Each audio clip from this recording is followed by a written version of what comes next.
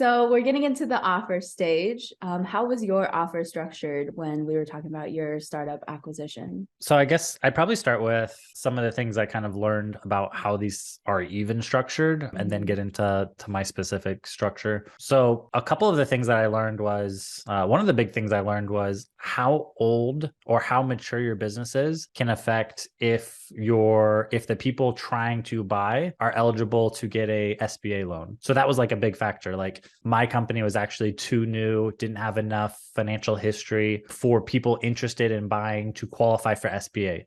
That meant that it was either going to be like cash offers or some different loan structures. They would have to get financing on their own through other routes in order to make an offer to me. So that was a big thing I didn't realize. I figured all the criteria that qualified us to be eligible for SBA offers, but I knew we were a little too new or didn't have enough financial history for the buyers to qualify for that. And that was a big deal.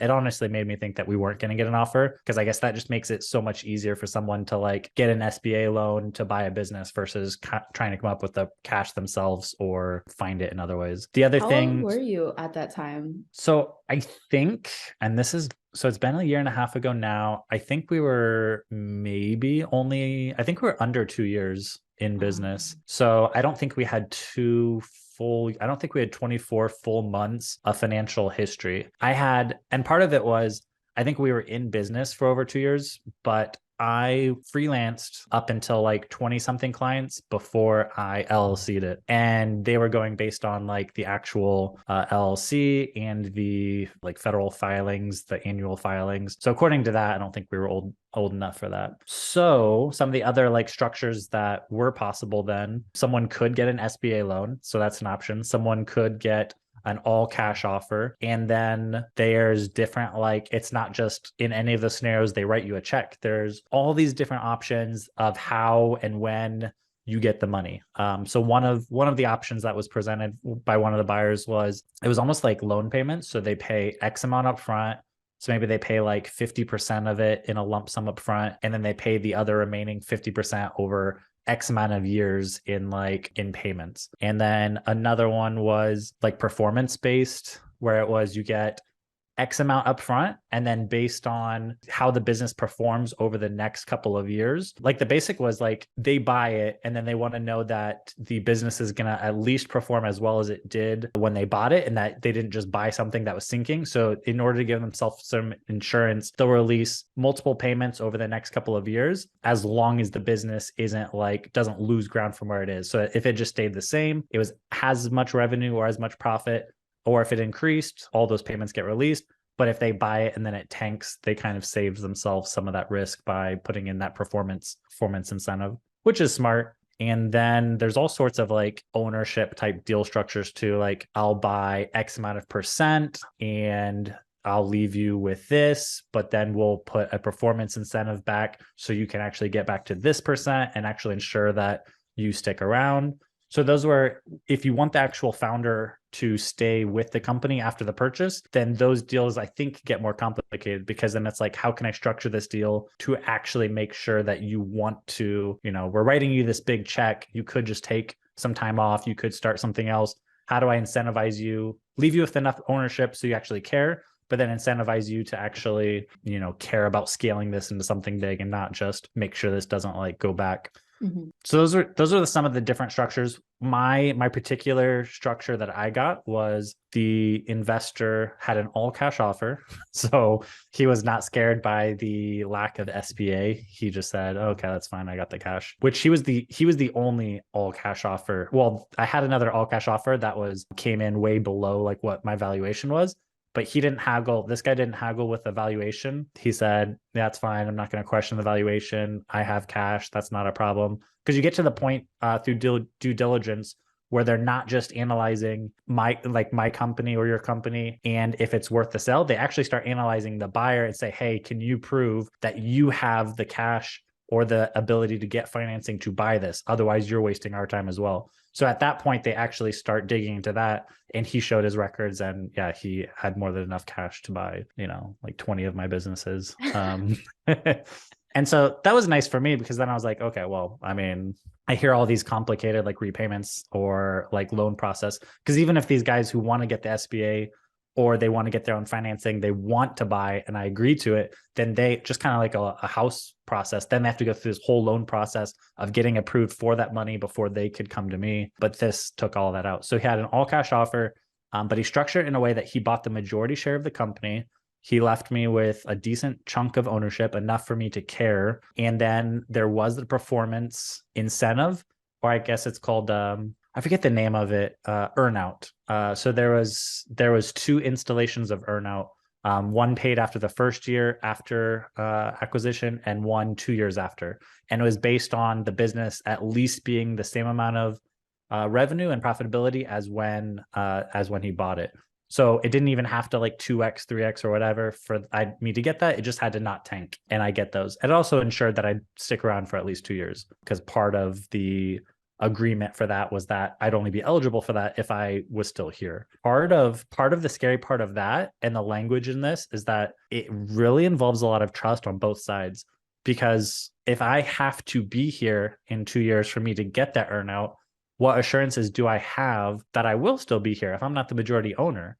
He could write this deal and then he could push me out after 10 or 11 months and save himself X amount of tens of thousands of dollars. And so it was kind of this like we really had to trust each other because yeah, he's gonna buy this, but it's only worth anything to him if I stick around, make sure it does well and scale it, because he has no desire to run it, and it would be really hard to find someone else. And I don't want to agree to this amount with a big chunk of my earnout depending on me still being here, but not having full control over if I'm still going to be here. So that was hard for me. So there was that. Plus, part of his deal was that I agreed to an employment term of basically saying, I will stay on. This is the salary. This is the payment compensation that I agreed to. And so there was an employment contract. There was the 2 years worth of earnout. And then the third thing that we put in place was kind of a way back to X percentage of ownership. So even though I sold, my chunk of ownership, the majority chunk of ownership to him, in addition to the 2 years worth of earnout and the employment agreement, I could get back another 10 or so percent of ownership by hitting certain metrics of actually growing the company. So instead of just staying on doing the bare minimum, if I actually kept the reins, kept growing this, I could actually get another 10% ownership back over the next, I think, 5 years. So now he had basic handcuffed me, to some degree to stay for at least 2 years, like the bare minimum if I wanted to get my money from the sale. And then now I actually have, I guess the hope was that we work well together. The business starts growing and that I see the benefit of sticking around for 5 years to at least grow that. And his plan is to scale this up to, something between a 30 to $50 million company and sell again, 5 years after purchase. Mm-hmm. So that's what we got into. Wow. Sounds like a lot of pieces into this puzzle of your offer that you received. Yeah. It's definitely more complicated than, here's what it's worth. Someone writes you a check and then you go on your merry way. This was way more complicated than I thought. Right. So what I have right now for different types of offers that someone might receive in a startup acquisition, if they have maybe more than 24 months of financing, they could get an SBA loan, could get an all cash offer, some kind of mix of that being a percent of it up front and then the rest of it in payments along the way, or payments based on performance incentives. So you mentioned with yours, there was that earnout where for the next 2 years, you'll have a performance incentive to ensure that you're getting paid the X amount that was agreed in your contract. And then there was ownership deals where if the founder stays on, how much percent goes to the investor, how much percent stays with the founder. And your offer in this kind of mix of all of what we're talking about here, you had an all cash offer that was at the valuation that you received. And part of due diligence was kind of investigating both you and the investor to ensure that the investor could pay his part and you would own up to your side of the deal too. You have a performance incentive, so that 2 years earnout that we talked about. And then you also had an employment term. So you had the agreed amount of time that you would be employed here at Impactable. And you could get back a percent of your ownership by hitting certain growth metrics over the next 5 years. Am I missing anything here? And you said you didn't take notes, or you did? I did take notes. I took small notes. I was That like, seemed pretty comprehensive to me. I was trying to like keep words in so I wouldn't forget when I went back to this summary, because I was like, I don't know anything about startup acquisitions. I have never tried to acquire a startup myself. I don't know if you could tell, No, but that was good. And that's, yeah, those are the main ones. And that was, I'm trying to think if there's anything else from the structure of our deal, but that was, yeah, that was pretty much it. I think I didn't realize all the different options that were available. And then each of those things can be negotiated. Like, you know, he wanted me to agree to an employment agreement. And so we had to go through, okay, what is that pay? What is that bonus structure? What is that path back to, you know, what does that look like as it scales? What is the responsibility of that? And then for the same for the ownership, the path back to ownership. Well, if, you know, if you want me to care about a possible additional 10% back of ownership, it needs to be a reasonable path. What are those metrics? How are we judging it? So each one of those things was like a conversation, and it was kind of like a back and forth. And he was, I think part of the dynamic of this that made it interesting for me is that this was my first process going through this acquisition. And so, and it was his, you know, like dozenth, 12, 13, like either him selling or him buying companies. Like he's probably done this 15 times. So I felt at a clear disadvantage of like, you know, if he was a bad guy, like I just don't know what I don't know. And he, you know, has seen this way more.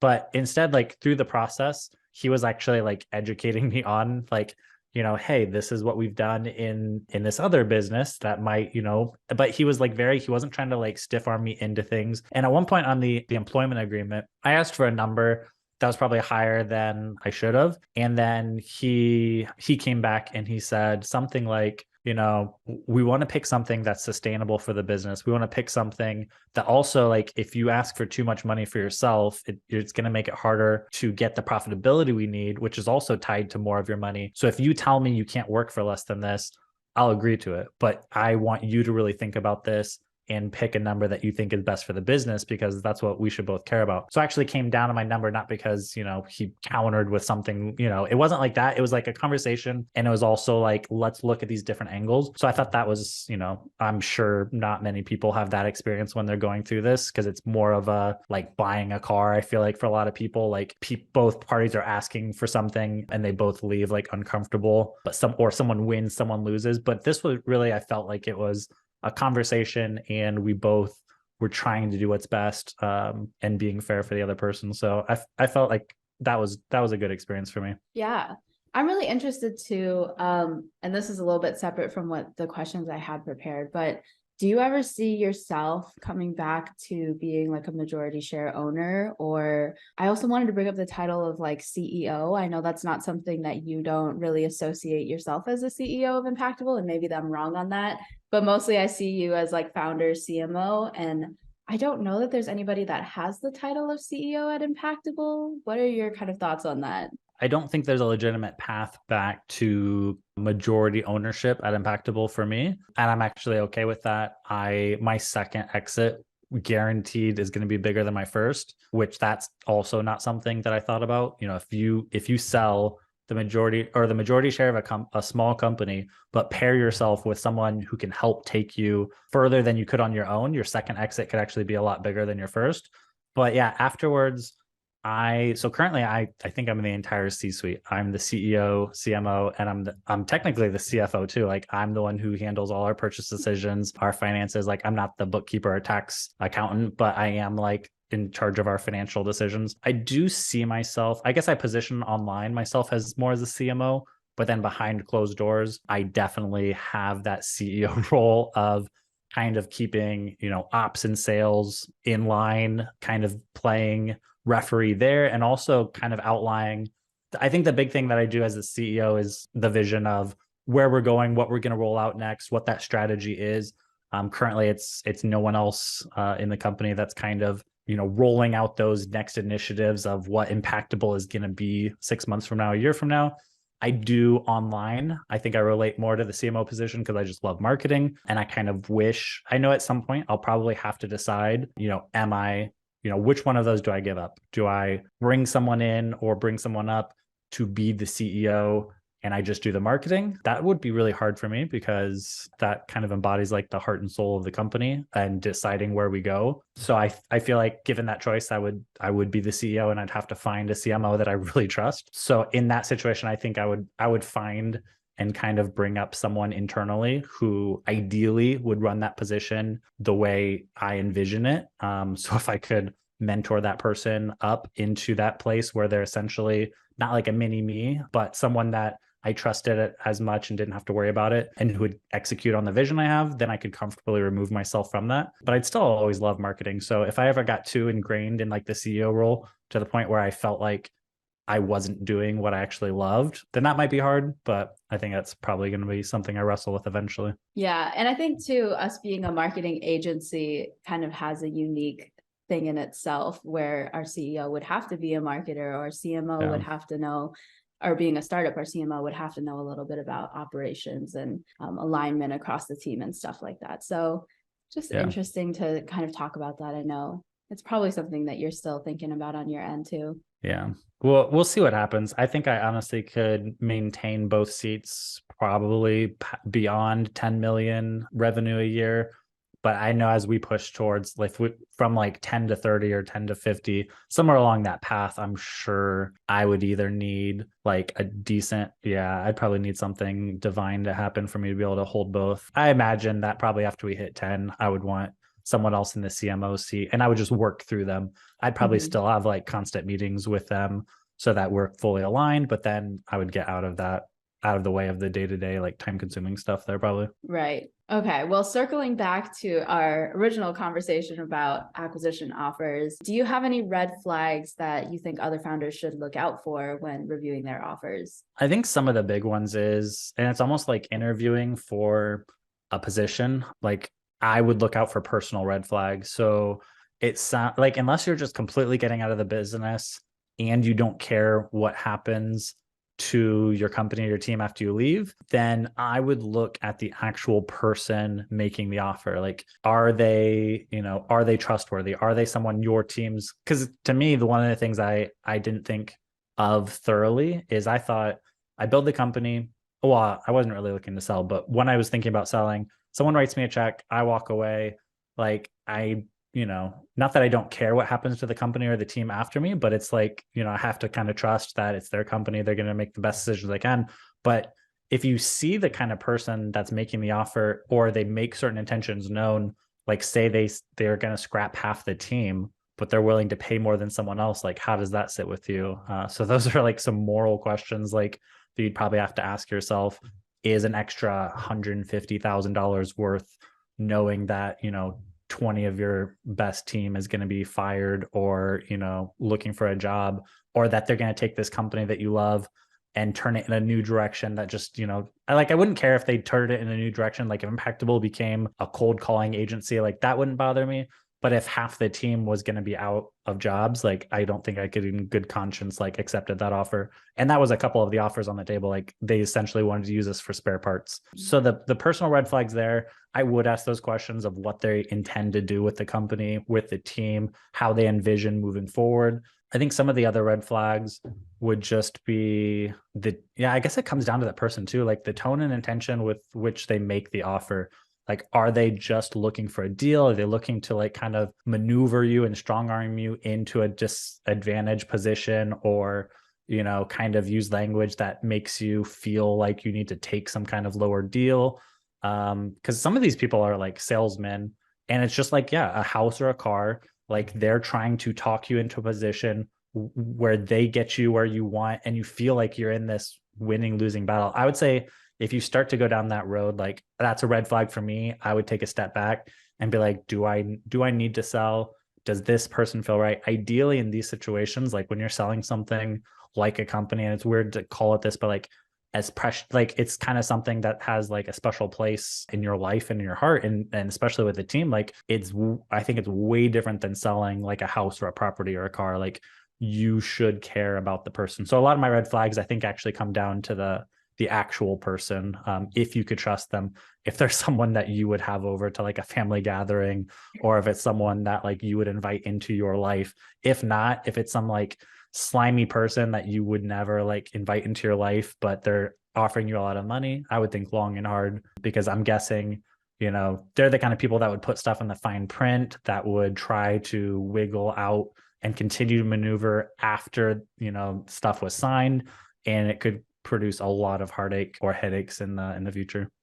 Yeah, and I think that goes back to what we talked about last week with your relationship with Vil, our investor, and how, you guys see each other as very similar management styles, and like your relationship with him is a lot more like a mentorship than it is, Yeah. A boss and an employee or anything like that. So that's really awesome too, to know that you were looking at those factors before deciding how much money to take from him. Yeah. I mean, it wasn't something I knew enough to be looking for beforehand, but I think once he entered the picture and I started engaging those conversations with him, then it became pretty evident. It was like, okay, I had never considered that. Like, this is the kind of person that I could actually see myself partnered with. Because there was another guy, like one of the close offers was he did want to keep me. I think he just wanted to buy like half ownership. And he wanted to be like, essentially, he wanted to buy himself into a co-founder position, which I kind of like that idea, because I've always been like the only founder. I've had to build the company by myself. And I've always kind of thought, like, as nice as that was, it would be nice if someone else was just as invested as me building in, and he would have to buy in to half the valuation to kind of say, hey, I acknowledge what you've built. I'm just catching up. Here's a chunk of money. Now we're co-founders. I'm going to help build this as much as you do. Like, that was a pretty attractive thought to me. And actually get another co-founder versus just an investor.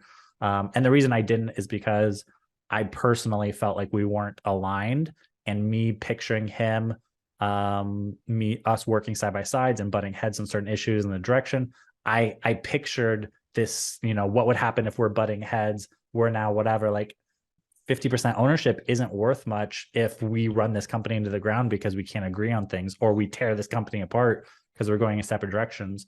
So even, if I had found the right person in that role, that kind of would have been an attractive one. If I found I don't know what the dream like co-founder would have been for me.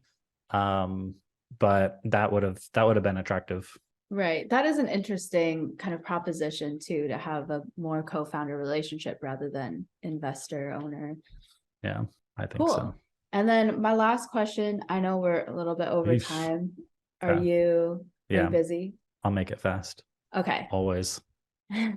Did you negotiate your offer, and how did you approach those negotiations? Yes, I did, on each of the fronts. So and the way I view it is it's all a conversation. So some of the people really were like, they offered something that was like half of the evaluation. For those, I didn't even bother like countering, like trying to lower the evaluation. Like, the evaluation was here. They offered this. I didn't try to like walk them down to the middle. Like, we just didn't entertain those. There was a couple that were just a little lower than the valuation, but the other red flags kind of, those conversations didn't go anywhere either. There was a handful of people accepted the valuation, their offer started there, and then the negotiations were on. It was kind of more, what's going to happen to the company, what would be my role, how much ownership are you looking to buy, and what does it look like after that. And so most of those, after going through kind of those conversations and negotiations, it was kind of clear like those weren't good paths. So with Vil, who ended up going with, most of the negotiation, it wasn't on the valuation. He didn't argue with that, and honestly he could have, because during that time of due diligence, LinkedIn slapped us with the biggest outreach restriction that ever came out, and that made it pretty clear that leg of the business was pretty unstable. And yet he didn't use that as leverage to like try to get a cheaper price, which, I thought showed good faith on his part. But the things that we negotiated the most about then were the employment contract that I was going to have to agree to. How much would I make? How much would my salary be? How would I get bonuses? What is that based on? And then also there was a lot of back and forth about the earnout, this chunk of money that's going to get paid out at the end of year one and the end of year two. One of the big things was, and we came to an impasse on it, was, like I said, it's determined on the fact that I'm still here with the company a year from now, 2 years from now. And yet in the language in this contract, that rests almost solely with you. So you determine if I'm still here, and yet I can't get the money that's kind of owed to me from the sale unless I'm here. So that felt uneasy to me. And then so he was pretty tolerant of a lot of stuff. Like if there was certain language in the contract that I wanted changed to make it more clear, what I was entitled to or what I had to do, or the time frame in which that had to happen. That was a lot of it.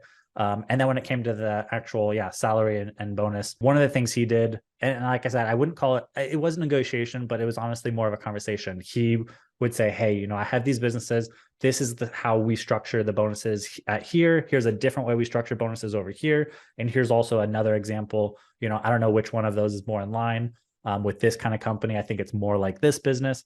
And so he kind of offered guidance versus, I wouldn't say he had hard counters.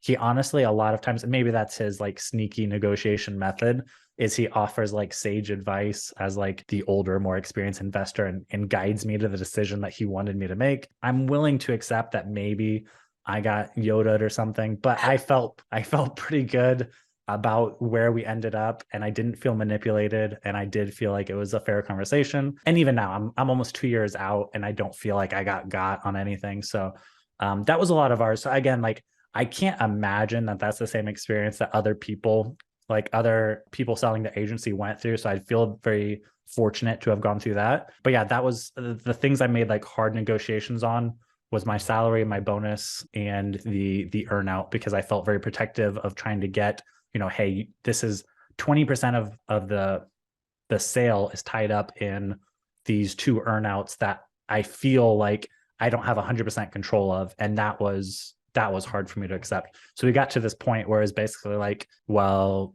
Justin, you need to trust kind of me that I'm not going to try to like push you out in order to save, whatever, like X amount of money, because to me, the only reason I'm buying this is so that you can help build this to something worth 5 or 10s more. Like there shouldn't be any reason. You should definitely be more valuable here than without you here.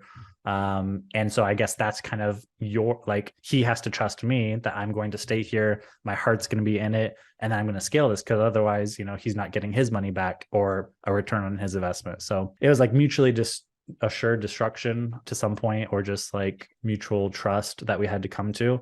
And again, 2 years later, or almost 2 years later, I don't regret any of the decisions or any of the fine print that we put in place there. So I feel pretty good about that. Yeah, that's awesome. Seems like the piece of advice that you have out of this conversation for founders is basically having a conversation with their investors and making sure there's mutual trust there. Yeah. The actual person, and I'm sure it's the same for him, like the actual person, I think that now more than ever. So he had the company, he had the financials, but it's very clear now what he was buying. And I think what he was just as much trying to determine was the kind of person I was, because that's essentially what he was putting his bet on, is if, and why he was so adamant about, structuring the deal in a way that I would not just stick around, but be incentivized enough to care about growing this. So yeah, I think that's the big thing, is that having a conversation and the people on each side of that equation, I think is way bigger than I anticipated it would be. I thought it was going to be transactional. It definitely wasn't in our situation. Yeah. Well, that's awesome. I like that advice too.